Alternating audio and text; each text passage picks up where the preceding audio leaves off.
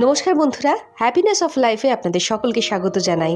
আশা করি আপনারা সকলে ভালো আছেন, সুস্থ আছেন। আজ সোমাশ্রী চলে এসেছি আপনাদের কাছে নতুন একটা রেসিপি নিয়ে। আজ বানাবো পাঁচমিশালি সবজি, থানকুনি পাতা আর উচ্ছে দিয়ে পাতলা একটা তিতের ঝোল। যে রেসিপিটা আমার দিদা আমাদের জন্য করে দিতেন।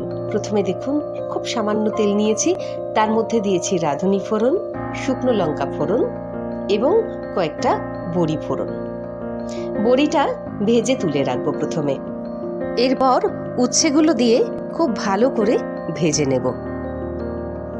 উচ্ছে আমাদের শরীরের জন্য ভীষণই ভালো, আর এই রেসিপিটা যখন কারোর কোনো শরীর খারাপ হয়, কেউ অসুস্থ হয়, সব ক্ষেত্রে কিন্তু খাওয়ানো যেতেই পারে।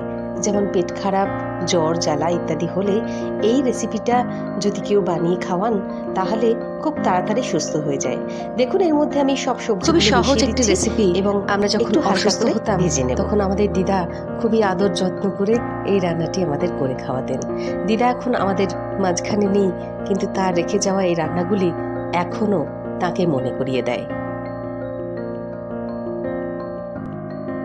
একটু সাঁতলে নিয়েই দিয়ে দেব সামান্য নুন, পরিমাণ মতো হলুদ, তারপর আবারও একবার একটু নেড়ে নেব। সত্যি প্রিয় মানুষেরা যখন জীবন থেকে হারিয়ে যায়, তখন তাদের সেই ভালোবাসাটুকুই থেকে যায় আমাদের জীবনে। এরপর যেটা দেব সেটা হচ্ছে এর মুখ্য উপাদান, সেটা হলো থানকুনি পাতা। থানকুনি পাতা তো আপনারা সকলেই জানেন যে আমাদের শরীরের জন্য কতখানি উপকারী, এবং 4-5টা করে থানকুনি পাতা যদি প্রতিদিন খালি পেটে সকালে খাওয়া হয়, তাহলে কিন্তু পেটের অনেক সমস্যাই দূর হয়ে যেতে পারে। সেই সঙ্গে দিয়ে দেবো ভেজে রাখা বড়িগুলো, আবারও খানিকটা সাঁতলেন। খুবই হালকা পাতলা একটি রান্না, শরীরের জন্য সত্যি ভীষণ উপকারী, বিশেষ করে এই বর্ষাকালে যখন আমরা কথায় কথায় অসুস্থ হয়ে পড়ি। দেখুন, একটু চিনিও মিশিয়ে দিলাম, কারণ স্বাদটা তাতে করে ভালো হবে। যেহেতু উচ্ছে আছে, একটু তেতো তেতো ভাব তো থাকবেই, সেই সঙ্গে একটু মিষ্টি ভাব থাকলে তরকারিটা খুব ভালো হয়। সেই সঙ্গে মিশিয়ে দিলাম পরিমাণ মতো জল। একটু পাতলা পাতলা ঝোল হবে, তাই জন্য একটু ডুবো করেই জল দিই।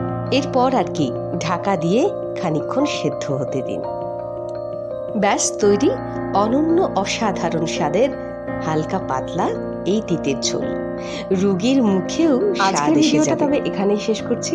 সকলে ভালো থাকুন, সুস্থ থাকুন, আনন্দে থাকুন, আর বর্ষার দিনগুলি মজা করে আনন্দে উপভোগ করুন। আর যদি এই ভিডিওটা আপনাদের ভালো লেগে থাকে, তাহলে একটা লাইক করে দেবেন, আর আমার চ্যানেলটাকে একটু সাবস্ক্রাইব করে দেবেন। অনেক অনেক ভালোবাসা।